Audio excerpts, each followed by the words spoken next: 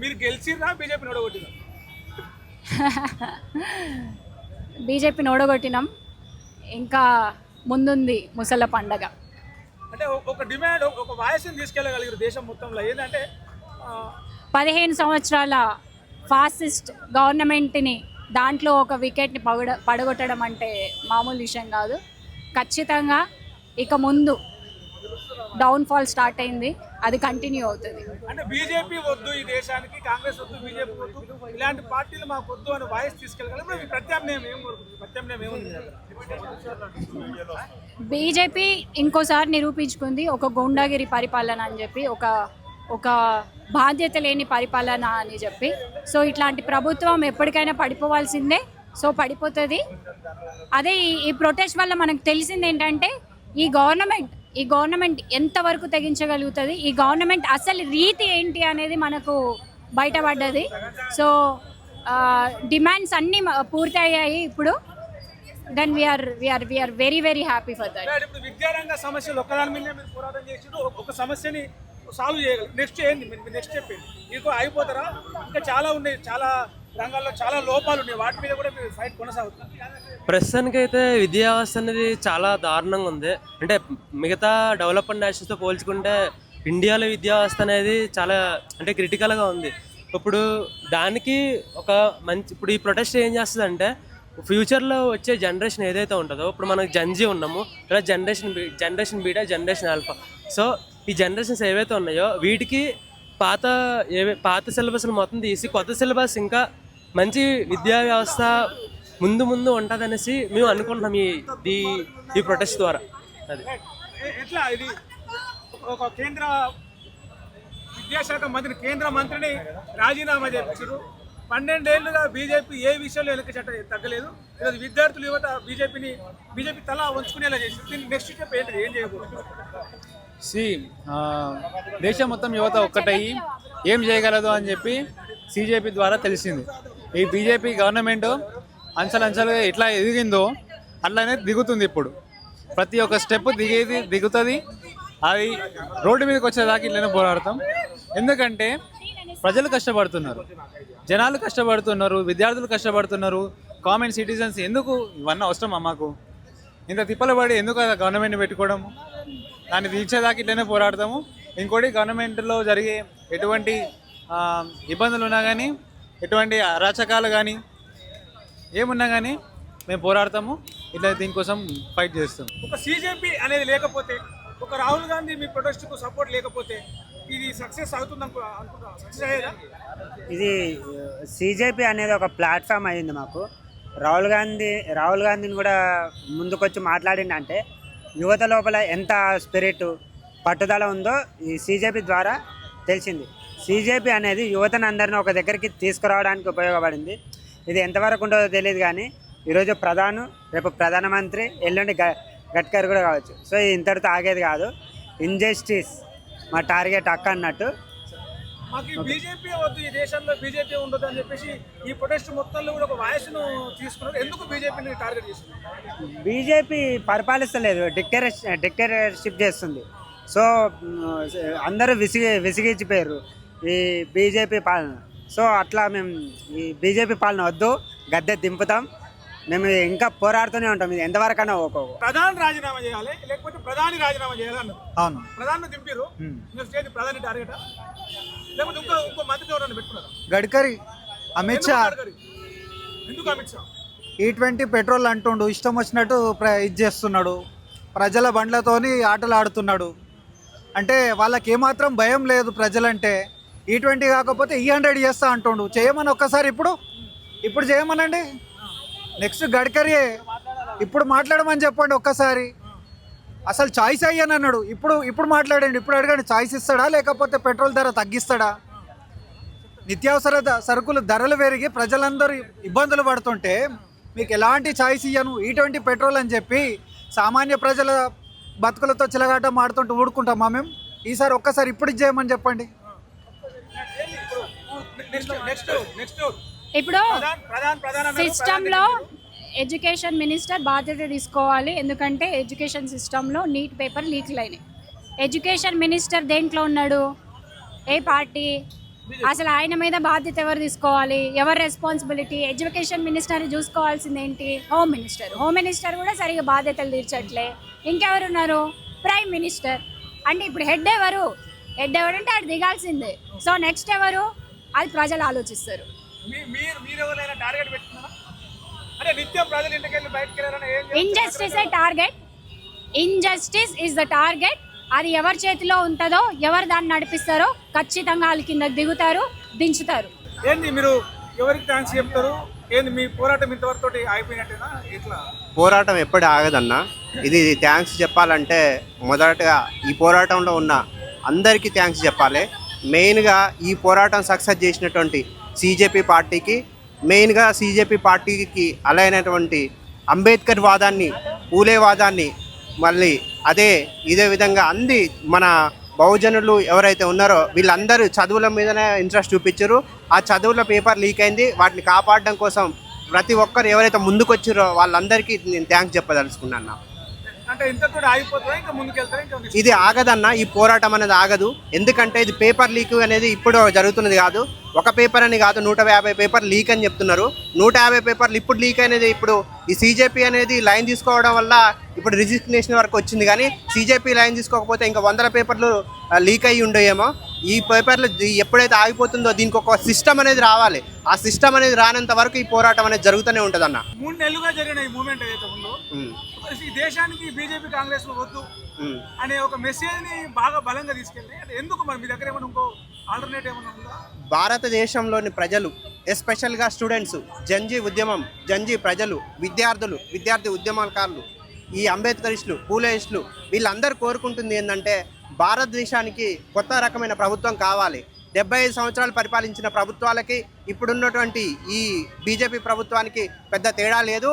మొత్తానికి డెమోక్రసీని బలంగా వినిపించేటువంటి ప్రభుత్వం కావాలనుకుంటారు. ఆ డెమోక్రసీ కోసమే ఈ విద్యార్థులు పోరాడుతున్నారు. నీట్ పేపర్ లీక్ను ఆపడం కోసమైనా ఏదానికైనా కూడా డెమోక్రసీ నిలబడాలనేది వీళ్ళ ముఖ్య ఉద్దేశం. ఆ డెమోక్రసీ వచ్చేది ఏ యువత అయినా సరే, ఏ ప్లాట్ఫామ్ అయినా అదే ముందుకు వస్తుంది, అదే గెలుస్తుంది తప్ప వేరే మతతత్వ పార్టీలు కాదు. ఇప్పుడున్నటువంటి న్యాచురల్గా నడుస్తున్నటువంటి ఇంత సాధారణ పార్టీలకు ఇప్పుడు జీవితం లేదని నేను అనుకుంటున్నా. CJP party ముందరికెళ్తుంది. సీజేపీ పార్టీలో ఉన్న ప్లాట్ఫామ్ అనేది ఇంకా కొనసాగుద్ది. అది ప్రభుత్వాలు ఏర్పరిచే వరకు ఒక తెలంగాణ ఉద్యమం లెక్క మళ్ళీ ఇది నిర్మితం అవుతుంది. తెలంగాణ ప్రభుత్వం లెక్క మళ్ళీ ఒక దేశాన్ని, కొత్త దేశాన్ని నిర్మించడానికి అంబేద్కరిస్టులు, పూలేస్టులు, ఈ ప్రజాస్వామ్యాన్ని, డెమోక్రసీని కాపాడేటోళ్ళు అందరూ ముందర ఉన్నారు. ఇది ఎప్పటికీ కొనసాగిస్తుంది అన్న. కేంద్ర ప్రభుత్వం మెట్టు దిగింది అనుకోవాలా, లేకపోతే ముందుగానే మేల్కొని ప్రమాదం నుంచి తప్పించుకొని అనుకోవాలా? 2 రకాలు కూడా అనుకోవచ్చు. డెఫినెట్లీ మెట్టు దిగింది. అంటే 12 సంవత్సరాల ఈ ప్రభుత్వ అధికారంలో ఉన్నప్పుడు స్టూడెంట్స్, అంటే దేశంలో చాలా ఉద్యమాలు జరిగాయి, చాలా సమస్యలు వచ్చాయి. కానీ స్టూడెంట్స్ ఇంత నిరంతర పోరాటం చేయడం వల్ల ప్రభుత్వం డెఫినెట్లీ దిగొచ్చింది. ఇది ఖచ్చితంగా విద్యార్థుల విషయమే.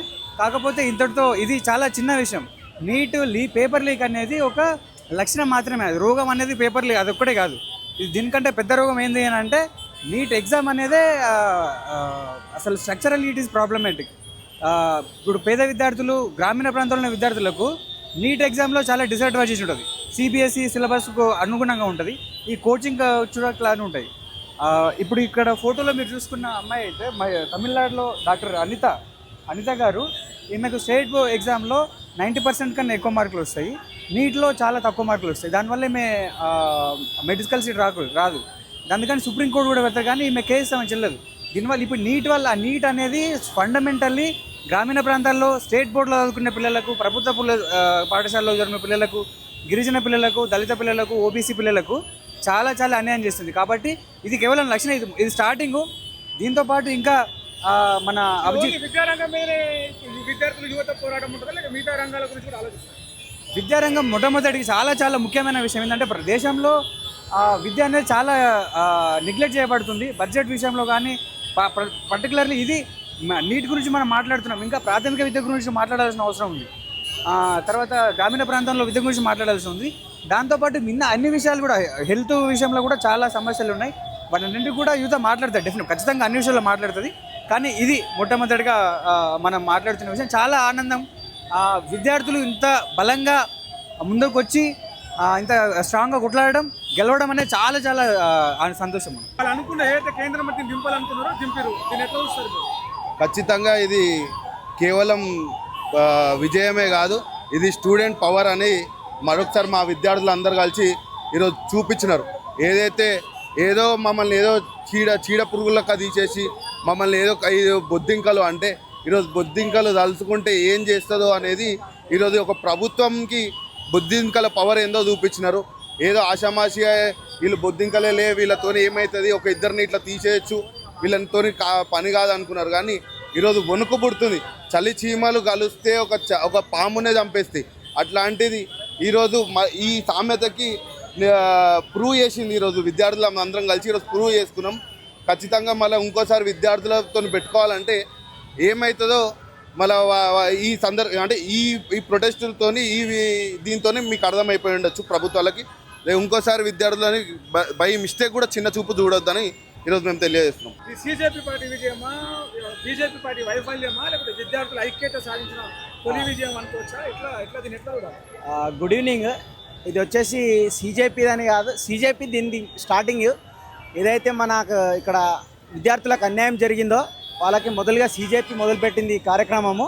దాన్ని వెంబడ ప్రతి భారతదేశంలో ఉన్నంత విద్యార్థులంతా మరి ఎవరైతే మన సోషల్ యాక్టివిస్ట్ సోనం సార్ ఉన్నారో దీన్ని చాలా బలంగా ముందుకు తీసుకుపోవడం జరిగింది. ఈరోజు భారతదేశం మొత్తం ధర్నా జరుగుతున్నది, అంటే సెలబ్రేషన్ జరుగుతున్నది.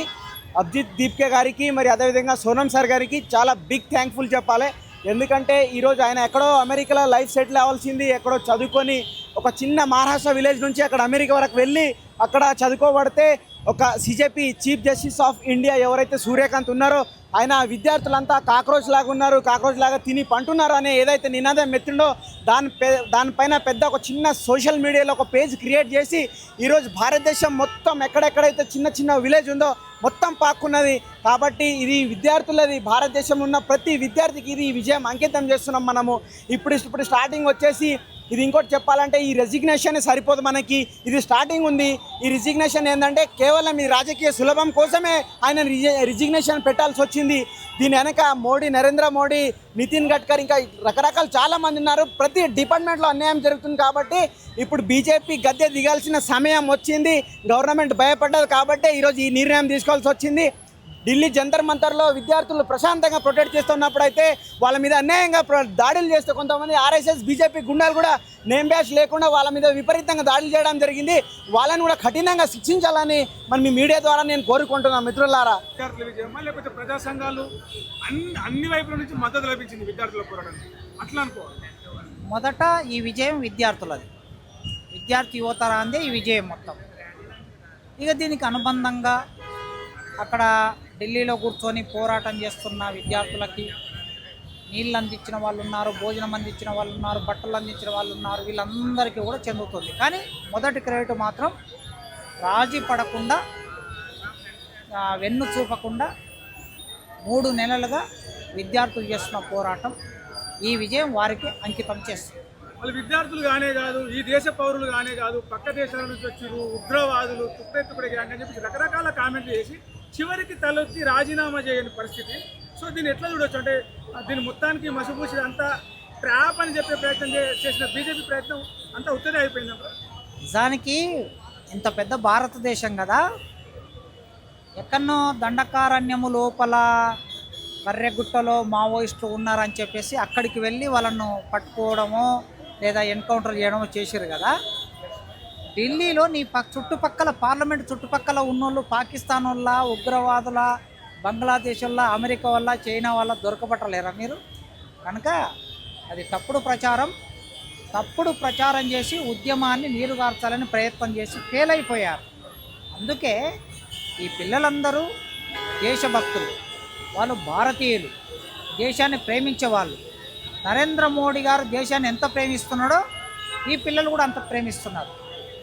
నరేంద్ర మోడీ గారి కన్నా ఎక్కువ ప్రేమిస్తున్నారు. ఎందుకంటే నరేంద్ర మోడీ గారికి ఇప్పుడు 75 ఏళ్ళు వచ్చాయి. ఈ పిల్లలు 20 ఏళ్ళ పిల్లలు, 18 ఏళ్ళ పిల్లలు, 15 ఏళ్ళ పిల్లలు. అంటే ఇంకా 70 ఏళ్ళు దేశాన్ని ప్రేమించగలిగిన శక్తిమంతులైన ఈ విద్యార్థులు కనుక దేశభక్తులు చేసిన పోరాటం, ఆ పోరాటం వలన విజయం సాధించడమే కాకుండా పోరాడి ఏదైనా చెయ్యగలము, ప్రభుత్వం ద్వారా సాధించుకోగలము అనే ఒక నమ్మకాన్ని ఈ యువతరం ఈ దేశానికి ఇచ్చింది. దాన్ని చూసి గర్వపడుతున్నా నేను. విద్యారంగంలో ఈ నీట్ పరీక్ష రద్దు, కేంద్ర విద్యాశాఖ మంత్రి రాజీనామా మాత్రమే కాదు, విద్యారంగంలో ఉన్న లోపాలన్నీ కూడా సరిదిద్దాలి, విద్యారంగాన్ని పూర్తిగా ప్రక్షాళన చేయాలని చెప్పేసి విద్యార్థులు డిమాండ్ చేస్తూ ఉన్నారు ఈ ఉద్యమం. అయితే నిన్న ఏదైతే బీజేపీ ప్రభుత్వానికి వెన్నుముకనో గుండెకాయనో ఆయన ఆర్ఎస్ఎస్ చీఫ్ మోహన్ భగవత్ మాట్లాడుతూ పిల్లలకు ప్రాథమిక స్థాయి నుంచే దేవుళ్ళ గురించి చెప్పాలి, వినాయకుడు అట్లా ఎందుకుంటాడు, హనుమంతుడు ఎట్లా ఎందుకుంటాడు, వాళ్ళ ముఖాలు అట్లా ఎందుకుంటాడు, పుస్తకాల్లోనే చేర్చాలి అని చెప్పేసి మాట్లాడారు. సో ఇక్కడ వైపు ఇలాంటి ఉద్యమాలు జరుగుతున్నాయి, అటువైపు అలాంటి ఇండికేషన్ ఇస్తున్నారు. దీన్ని ఎట్లా అర్థం చేసుకోవాలి? సాధారణంగా ఎప్పుడైనా విద్యార్థుల ఆలోచన విధానాన్ని మార్చడానికి, మళ్లించడానికి, తప్పుదారి పట్టించడానికి అధికారంలో ఉన్న వాళ్ళు ప్రయత్నం చేస్తూ ఉంటారు. ఇది ఎప్పటికీ జరుగుతూ ఉంటుంది. మోహన్ భాగవత్ గారికి నేను విజ్ఞప్తి చేస్తున్నా, నేను ఆ వార్త చూడలేదు, మీరు చెప్తున్నారు కనుక మీరు వినాయకుని పాఠం పెట్టండి, పెట్టి వినాయకుడు ఎలా తయారవుతాడో సైన్స్ ఏం చెప్తుందో అది కూడా పెట్టండి పక్కన. వినాయకుడి పాఠం పెట్టండి, సైన్స్ పెట్టండి. రాముడి పాఠం పెట్టండి, సైన్స్ పెట్టండి. రావణాసుడి పాఠం పెట్టండి, సైన్స్ పెట్టండి. కనుక విద్యార్థులకి రామాయణం, మహాభారతం, పురాణం, వేదాలు అన్నీ చెప్పాలి. సేమ్ టైం సైన్స్ కూడా చెప్పాలి. వాళ్ళు తెలుసుకుంటారు ఏది మంచి ఏది చెడు అనేది. కనుక సైన్స్ నేర్పించటం మూలంగానే మనం ప్రపంచంలో మన దేశ గొప్పతనాన్ని చెప్పగలుగుతాం, నిలబెట్టగలుగుతాం తప్ప మనం పురాణాల ద్వారా దేశ గొప్పతనాన్ని చెప్పలేము. ఇంతకు ముందుకు పేదవాళ్ళకి అన్యాయం జరిగితే, ఎవరికైనా అన్యాయం జరిగినా మావోయిస్టులు వస్తారు, అన్నలు వస్తారు అని ఒక ధైర్యం ఉండేది. ఇప్పుడు కేంద్రంలోని బీజేపీ ప్రభుత్వం ఒక ప్రకటన చేసింది, మావోయిస్టులు అయితే భారతదేశం అని చెప్పి. ఇప్పుడు మళ్ళీ ఒక ధైర్యం వచ్చింది, ఇప్పుడు బొద్దింకలు వస్తాయి, యూత్ వస్తుంది, సిజేపీ లాంటి కాక్రోచ్ పార్టీ లాంటి ఇది వస్తుంది. అంటే ఆ నమ్మకం వీళ్ళు మావోయిస్టులని ఈ యూత్ విద్యార్థుల ఉద్యమం రీప్లేస్ చేసింది అనుకోవచ్చా? ఖచ్చితంగా సమాజంలో ఒక సైకిల్, వర్షాకాలం వస్తుంది, తర్వాత చలికాలం వస్తుంది, తర్వాత ఎండాకాలం వస్తుంది. ప్రకృతి ధర్మం. సమాజంలో కూడా ఒకదాని పోయినా ఇంకొకటి ముందుకు వస్తూ ఉంటుంది. అది కూడా ప్రకృతి ధర్మమే. కనుక ఒక పోరాటం పోయినంత మాత్రాన దేశము ఆగిపోయే పరిస్థితి ఉండదు, మరో రూపంలో వస్తుందనడానికి ఇది ఒక చక్కటి చైతన్యం. మనం అందరం చాలామంది దేశంలో ఉన్న వాళ్ళు అనుకున్నారు ఇంకా దేశంలో ఏమీ లేదు, ఇక మనం ఏమి చేయలేము అని ఒక నిరాశలోకి వెళ్ళారు. ఆ నిరాశలోకి వెళ్ళిన ఈ సందర్భంలో ఈ బిడ్డలు ఈ దేశానికి ఒక ఆశ కల్పించారు, ఒక నమ్మకాన్ని ఇచ్చారు. అందుకే వాళ్ళందరికీ పేరు పేరున మనం అందరం సెల్యూట్ చేయాలి. చివరి ఒక ప్రశ్న సార్, విద్యార్థి ఉద్యమం ఏదైతే జరిగిందో, నిరసన, నీటు పేపర్ లీక్ వచ్చింది, జరిగిన పెద్ద ఉద్యమము ఒక డిమాండ్ స్పష్టంగా దేశ ప్రజల ముందు వచ్చింది. కేంద్ర ప్రభుత్వాలు కాదు, బీజేపీ పార్టీ దేశానికి వద్దు అని చెప్పేసి. సో దాన్ని ఎలాంటి సంకేతం కలగచ్చు? అంటే సరే, విద్యార్థుల యూత్ అభిప్రాయం ఉంటుంది, బీజేపీ దేశానికి వద్దు, కాంగ్రెస్ వద్దు, ఇంకో పార్టీ వద్దు అనేటటువంటిది ప్రజలు నిర్ణయిస్తారు సందర్భం వచ్చినప్పుడు. దేశానికి, దేశ అభివృద్ధికి, ప్రజాస్వామ్య రక్షణకి, రాజ్యాంగానికి ఏ పార్టీ వ్యతిరేకంగా మారిపోయినా నిదానంగానైనా సరే ఆ పార్టీని తిరస్కరిస్తారు. ఆ తిరస్కరించే రోజులు ఎప్పుడో ఒకసారి వస్తాయి. ఇప్పుడు కాంగ్రెస్ పార్టీ 60 ఏళ్ళు పరిపాలించిన తర్వాత 2009-14లో కాంగ్రెస్ పార్టీ తిరస్కరించిన కేంద్రం నుండి బీజేపీ వచ్చింది. బీజేపీ ఇప్పటికీ 12 ఏళ్ళు పరిపాలించింది. ఇంకొక 5 ఏళ్ళు పరిపాలిస్తుంది కావచ్చు. ఖచ్చితంగా అప్పుడు ఆ పార్టీని కూడా తిరస్కరించే రోజులు వస్తాయి. అందుకోసమే ఎవరు కూడా మేమే శాశ్వతం అనుకోకూడదు, మేమే అంతిమం అనుకోకూడదు, మేమే నియంతృత్వంతో పరిపాలిస్తాం అనుకుంటే ఎప్పుడైనా మనం ఒక విత్తనాన్ని భూమిలో నాటితే, ఇప్పుడు ఈ వానలు వచ్చాయి, భూమిలో నాటితే మట్టి ఆ విత్తనాన్ని అణిచి ఉంచడానికి ప్రయత్నం చేస్తుంది. కానీ విత్తనం మొలకెత్తి ఆ మట్టిని తొలుసుకొని బయటకు వస్తుంటుంది. కనుక అది ప్రకృతి ధర్మంగా సమాజంలో కూడా అదే కొనసాగుతుంది. చివరగా నేపాల్లో ఇలాంటి ఉద్యమాలు జరిగినప్పుడు నేపాల్ ప్రభుత్వాన్ని పడగొట్టారు, బంగ్లాదేశ్లో జరిగింది, శ్రీలంకలో జరిగింది, పాకిస్తాన్లో జరిగింది. సో ఈ ఉద్యమాలన్నీ జరుగుతున్నప్పుడు, మనం భారతదేశం చుట్టూ జరుగుతున్నప్పుడు ఇండియాలో అలాంటివి సాధ్యం కాదు. ఎందుకంటే బలమైన ప్రభుత్వం ఉన్నది, బలమైన పార్టీ ఉన్నది, ఇండియా మొత్తం బీజేపీ అదుపులో ఉన్నదని చెప్పేసి మాట్లాడారు. సో ఇప్పుడు అలాంటి ఉద్యమం జరిగింది. మొట్టమొదటిసారిగా 12 ఏళ్ళుగా బీజేపీ అధికారులు తొలిసారి ఒక కేంద్ర మంత్రిని పదవిలోంచి దింపారు. సో రాబోయే రోజుల్లో ఇండియాలో కూడా అలాంటి జంజీ ఉద్యమం వస్తుందా, ప్రధాని పారిపోయే పరిస్థితులు వస్తాయని చెప్పేసి అభిముక్తానంద స్వామి నిన్న మాట్లాడుతూ చెప్పింది ఒక నేషనల్ మీడియాలో. అలాంటి పరిస్థితులు ఇండియాలో రాబోతున్నాయి అనుకోవచ్చా? ఇదొక సంకేతం అనుకోవచ్చా? అంటే ఎక్కడైనా సరే ఎంత బలమైన ప్రభుత్వమైనా ప్రజలు తిరస్కరించినప్పుడు, ప్రజల్లో అసహనం ఏర్పడినప్పుడు అసమ్మతి వచ్చినప్పుడు ఆ ప్రభుత్వం తల వంచవలసిందే. నరేంద్ర మోడీ గారు ఆలస్యంగానైనా సరే 20 రోజుల తర్వాతనైనా విద్యార్థుల పోరాటాన్ని దృష్టిలో పెట్టుకొని వారు రాజీనామా చేయించారు కనుక చాలా సంతోషం. వారు గుర్తించారు శ్రీలంక, నేపాల్, బంగ్లాదేశ్ లాగా వాళ్ళు ఏ విధంగా నియంతృత్వంగా చిట్ట చివరి వరకు ఉన్నారో ఆ విధంగా ఉండకుండా జాగ్రత్త పడ్డారు మోడీ గారు. ఇదే జాగ్రత్త పడి మోడీ గారిని విజ్ఞప్తి చేస్తున్న ఏమిటంటే, ఈ దేశంలో కొన్ని కోట్ల మంది నిరుద్యోగులు ఉన్నారు. కోవిడ్ తర్వాత ఉపాధి లేక రోడ్ల మీద పడుతున్నారు. ప్రైవేట్ కంపెనీలు మూసేస్తున్నారు. కంపెనీల్లో ఉద్యోగస్తులందరూ కూడా రోడ్ల మీదకి వస్తున్నారు. వ్యవసాయ రంగం సంక్షోభంలో పడింది. వ్యవసాయ రంగంలో ఉపాధి లేక పట్టణాలకు తరలి వస్తున్నారు. ఈ అన్ని సమస్యలు ఉన్నాయి కనుక మీరు ఒక్కసారి దేశం మీద దృష్టి పెట్టండి, ఈ సమస్యను పరిష్కరించండి. ఉద్యోగాలు కల్పిస్తే యువతరం మిమ్మల్ని ప్రేమిస్తుంది. ఉద్యోగాలు కల్పించకపోతే, చదువులలో సంస్కరణ తీసుకురాకపోతే ఈ దేశ యువతరం ఖచ్చితంగా ఇవాళ ఒక చిన్న సంకేతం ఇచ్చారు. రేపు ఈ ఉద్యమం ఇంకా ఏ రూపంలోకైనా వెళ్ళవచ్చు. ఎట్లా ఉంది అంటే మీరు విద్యార్థులందరూ చేసిన పోరాటం ఒక కేంద్ర మంత్రిని పదవికి రాజీనామా చేసేలాగా సక్సెస్ సాధించింది. ఏం మీరు వచ్చిన నేను సో అంటే ఇప్పుడు ఈ ధర్మేంద్ర ప్రధాన్ రాజీనామాని అన్ని సమస్యలకు పరిష్కారం ఏం కాదు. ఎందుకంటే ఇప్పుడు రాజీనామా చేసిన తర్వాత ఇంకా కొత్త ఈ ప్రభుత్వం పోతే ఇంకో కొత్త ప్రభుత్వం వస్తుంది. ఆ ప్రభుత్వం కూడా లోపాలు జరగవచ్చు. ఈయన ధర్మేంద్ర ప్రధాన్ పోతే ఇంకొక వ్యక్తి వస్తాడు. సో మనం చూడాల్సింది ఏంటంటే, అంటే దీనివల్ల ప్రయోజనం ఏంది ధర్మేంద్ర ప్రధాన్ రిజైన్ చేయడం వల్ల అని అంటే, భయం ఉంటుంది, ఒక అకౌంటబిలిటీ ఉంటుంది. ఇప్పుడు ఈ వ్యక్తి పోయింది అనుకోండి అంటే చాలామంది బయట అంటుంటారు, సో ధర్మేంద్ర ప్రధాన్ రిజైన్ చేసినంత మాత్రం అన్ని ప్రాబ్లమ్స్ సొల్యూషన్ కాదు కదా అని చాలామంది బయట అనుకుంటారు. కానీ ఈ ప్రభుత్వం పోయి ఇంకో ప్రభుత్వం వచ్చినా, ఈయన రిజైన్ చేసి ఇంకో వ్యక్తి వచ్చినా, అలాగ ఒక భయం అనేది ఉంటుంది, అకౌంటబిలిటీ ఉంటుంది. ఒక కొత్త ప్రభుత్వం వచ్చింది అనుకోండి, అరే మనం ఏదైనా తప్పు పని చేస్తే ఖచ్చితంగా ప్రజలు రియాక్ట్ అవుతారు, ఖచ్చితంగా విమర్శిస్తారు, స్టూడెంట్స్ విమర్శిస్తారు. ఈ ధర్మేంద్ర ప్రధాన్ ప్లేస్లో ఇంకొక ఆయన వచ్చినా ఎమ్మడే విమర్శిస్తారు అనే ఆ భయం ఉంటుంది. విద్యారంగం దాంతో ఆగిపోతుంది. ఇతర రంగాలలో కూడా చాలా లోపల ఉన్నాయి, దాని మీద కూడా ఇప్పటివరకు మన నరేంద్ర మోడీ గారు కూడా స్టార్టింగ్లో ఈ ఉద్యమం స్టార్ట్ అయిన కొత్తలో అసలు పట్టించుకోలే. తుకుడే గ్యాంగ్ అని అనడం, ధర్మేంద్ర ప్రధాన్ గారు కానీ వీళ్ళందరూ ఈ బ్యాచ్ స్టార్టింగ్లో కొత్తలో అసలు ఏం పట్టించుకోకుండా తుకుడే గ్యాంగ్, ఇది ఓన్లీ ఇన్స్టాగ్రామ్ వరకే పరిమితం అయిపోతుంది అట్లా అన్నారు. సెకండ్ స్టేజ్కి వచ్చేసరికి కొంచెం బలం పెరిగింది. ఆ ఉద్యమం కొంచెం పెరిగేసరికి మన బండి సంజయ్ గారు వీళ్ళందరూ ఏమన్నారంటే, నీట్ ఇది ఒక్క దగ్గరనే పేపర్లు ఏం లీక్ అవ్వట్లేదు కదా, దేశం మొత్తం లీక్ అవుతున్నాయి కదా అని అది ఈ ఉద్యమాన్ని కొంచెం దారి మళ్లించే ప్రయత్నం చేశారు.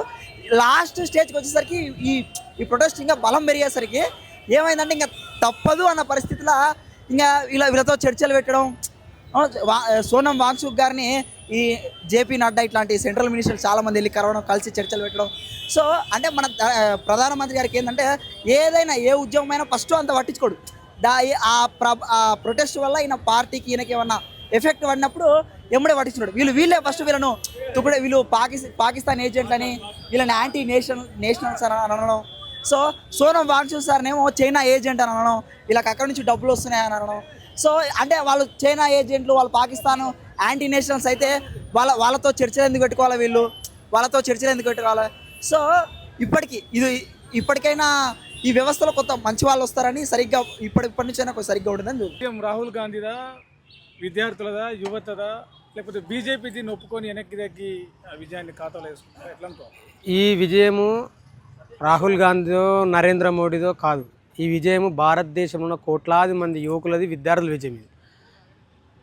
అసలు ప్రతిపక్ష పాత్రలు ఉన్న కాంగ్రెస్ పార్టీ మొన్నొచ్చింది కదా, మొన్నొచ్చి రాహుల్ గాంధీ మాట్లాడిన తప్ప అంతకుముందు మాట్లాడలే. అంతకుముందుకు వీళ్ళందరూ కూడా ఏమనుకురంటే ఇది పుబ్బల పుట్టింది తుప్పల పోతా అన్న కోణంలో చూసారు తప్ప, కానీ లక్షలాది మంది యువకులు విద్యార్థులు రోడ్ల మీదకి వచ్చి ఒక నిరంకుశుడైన ఒక నరేంద్ర మోడీని గద్దె దింపాలని చెప్పి పోరాటం చేశారు. అందులో భాగంగానే ఒక నరేంద్ర మోడీ ఈరోజు మన ధర్మేంద్ర ప్రధాన్ దిగిపోయాడు. రేపు ఖచ్చితంగా భవిష్యత్తులో మన నరేంద్ర మోడీ కూడా దిగిపోతాడు. నరేంద్ర మోడీ దిగిపోయేంత వరకు కూడా ఖచ్చితంగా ఈ పోరాటం మేము కొనసాగిస్తాము. ఇది కేవలం ఇప్పుడు ప్రారంభమైంది. ఇక మోడీ రేపు ఇంకా తట్టుకోవాల్సి ఉంటుంది. ఆయన ఏదో మన ఏది ఇన్స్టాగ్రామ్లో పెట్టి హాయ్ డియర్ మై ఫ్రెండ్స్ అంటారు. అసలు మోడీకి ఫ్రెండ్స్ అంటాడు. ఆయనకు అర్థం కాని విషయం ఏంటంటే ఆయన ఫ్రెండ్స్ ఇద్దరే కదా, అదాని అంబానీ, మూడో ఫ్రెండ్ ట్రంప్. ఈ మధ్య ఒక ఆమె కెన్యా దేశం, ఆమె ఒక ఆమె వచ్చింది. 4 ఫ్రెండ్స్ తప్ప మేమెట్ట ఫ్రెండ్స్ అవుతాము? ఆయన కూడా 75 ఏళ్ళు దాటిండు, రేపు అయితే పాడెక్కుతాడు. ఆయనకు మాకేం ఫ్రెండ్స్, మరి ఇన్ని రోజులు మేము గుర్తురాలేదా?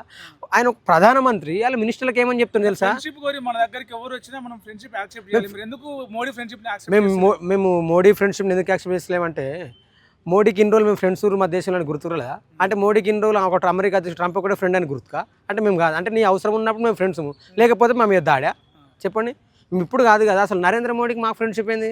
నరేంద్ర మోడీ అంటేనే ఒక నరహంతకుడు, నెత్తురుతో తడిసిన నెత్తురుతోని తన చేతిలో నడుపుకుండు. నరేంద్ర మోడీ కాదు, నరేంద్ర హిట్లరు, ఆయన నరేంద్ర నయము, నరేంద్ర డయ్యర్. ఆయన వాళ్ళ వారసుడు, భారతదేశం మా వారసుడు ఎట్లయితే కాదు కదా. అందుకే నేను ఏమని చెప్తున్నంటే, ఇప్పుడు యాంటీ నేషనల్ చెప్పిన బతాయిలు అందరూ మరి యాంటీ నేషన్ మేము ఉద్యమం చేస్తే మరి మీ ధర్మేంద్ర ప్రధాన్ ఎందుకు రాజీనామా పెట్టిండు? అంటే మేము యాంటీ నేషనల్సా? అంటే సిగ్గుండాలే కనీసం బతాయి బ్యాచ్కి. మంత్రి ఏమో, ఒక కేంద్ర మంత్రి ఏమో పార్టిసిపేట్ ఉద్యమం చేసిన వాళ్ళందరూ ఈ దేశ బిడ్డలే అంటారు. అదే పార్టీకి చెందిన వాళ్ళు కార్యకర్తలు ఏమో యాంటీ నేషనల్స్ అంటారు. ఇప్పుడు నేను అందుకే ఏమన్నామంటే, ధర్మేంద్ర ప్రధాన్ రాజీనామాలో కూడా కొన్ని విదేశీ శక్తులు కుట్ర పనినాయి అని చెప్పేసి ఆయనకు అర్థం కాని విషయం అంటే, అది విదేశీ శక్తులే ఉన్న యువశక్తులే. విదేశం ఎక్కడ అంటే విదేశీ శక్తులే అంటే చెప్పి మీ ఇంటెలిజెన్స్ నిఘా వ్యవస్థ కానీ మీ అజిత్ దేవల్ అంత ఫెయిల్ అయిందా? అంటే నువ్వు వాళ్ళని కూడా అవమానిస్తున్నావా? ఇట్టడే చెప్తావు. మీది పెద్ద వ్యవస్థ కదా, ప్రపంచంలోనే 4వ వ్యవస్థ మీది సైనిక వ్యవస్థ. మరి ఎట్లా చెప్తారు మీరు? అంటే వాళ్ళ కాడికి వచ్చే వరకు ఇప్పుడు ఏంటంటే మేము ఏమన్నామంటే, అగ్గి రాసుకుని అడవిని మొత్తం అంటుకుంటుంది, అడవి ఆర్ఎస్ఎస్ని కూడా రేపు అంటుకోబోతుంది. కాబట్టి వాళ్ళ ముడ్డి కాలంగా ఇప్పుడు అంతా మేము కాదని మాట్లాడుతారు. అది చాలా తప్పు. ప్రజలు తిరుగుబడి కొత్తగా కాదు ఇది. నరేంద్ర మోడీ 2014 అధికారంలోకి వచ్చినప్పటి నుంచి ప్రజలు గమనిస్తారు.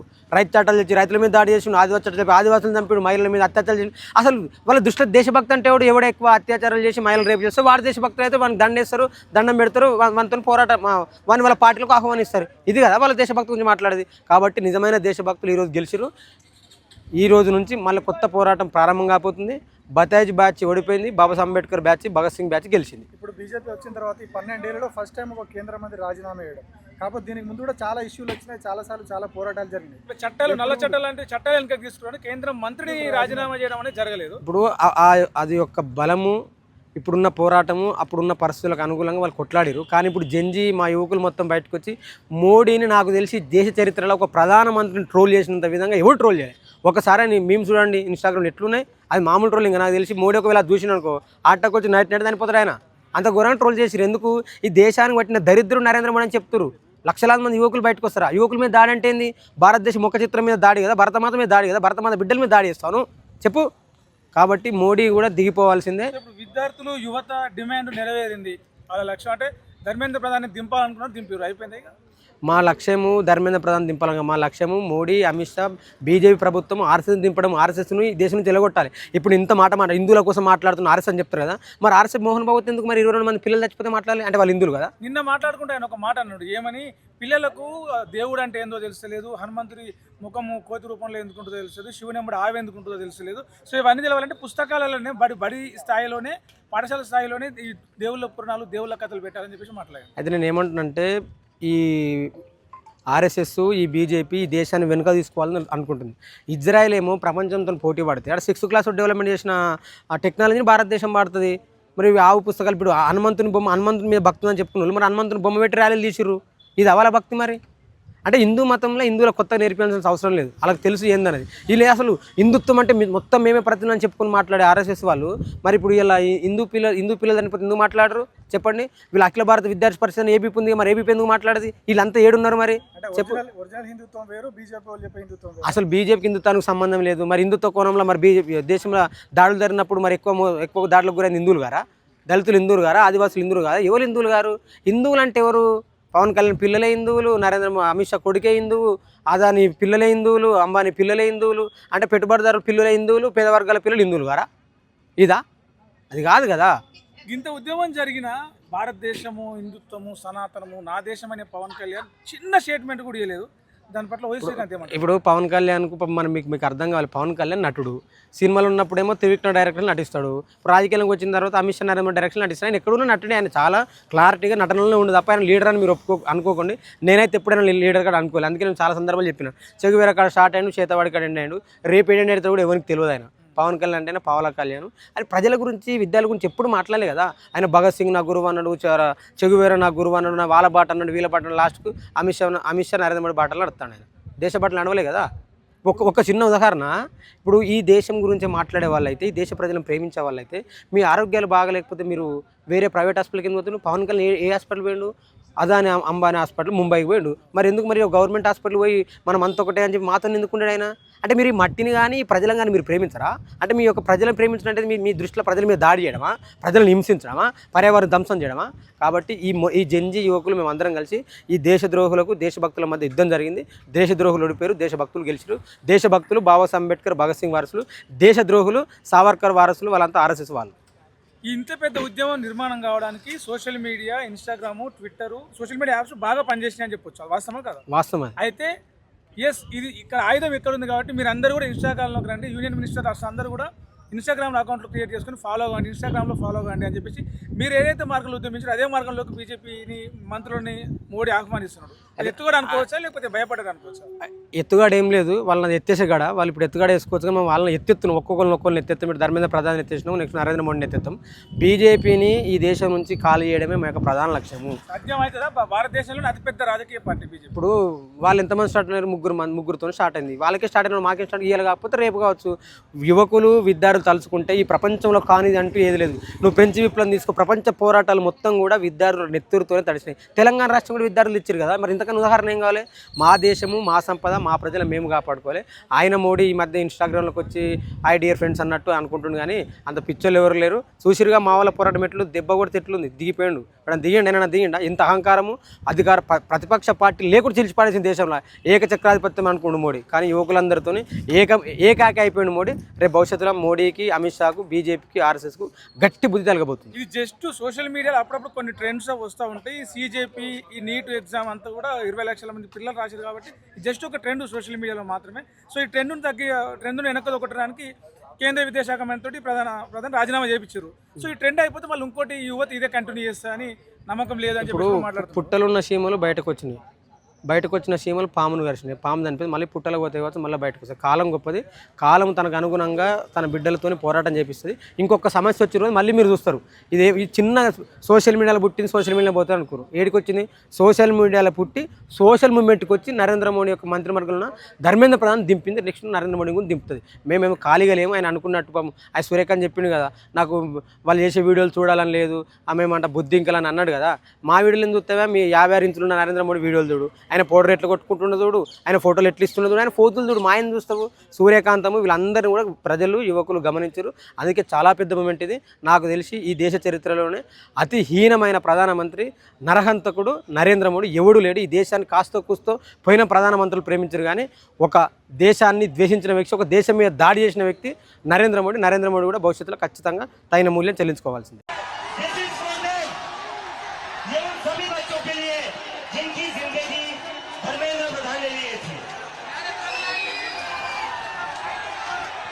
प्रदीप मेघवाल, ऋतिक मिश्रा, सिद्धार्थ हेगड़े, भाग्यश्री, अंशिका पांडे, उमेश माली, रेणु मीणा, रिया कुमारी थापा, शिवानी यादव, अनु गिर्रा, कहान पटेल, आकांक्षा चतुर्वेदी, रीमा बेगम, मैथिली अशोक सोनवणे, अवंतिका मोरिया, जतिन कुमार, गोपिका, शेख सना, व्यक्तियानंदम, ये वो बच्चे हैं जिनको आज न्याय मिला है। ये चीज आपको समझ आई या नहीं आई, लेकिन आज मैं बताना चाहता हूँ, 36 दिनों में हिंदू मुस्लिम की राजनीति अगर नहीं होगी, बस मुद्दे की राजनीति होगी, तो बड़े बड़े सियासत बोल जाएंगे। जब हिंदू और मुस्लिम की राजनीति से ऊपर उठकर हम मुद्दों की बात करेंगे तो देश का भला होगा। हिंदू मुस्लिम की राजनीति से ऊपर उठकर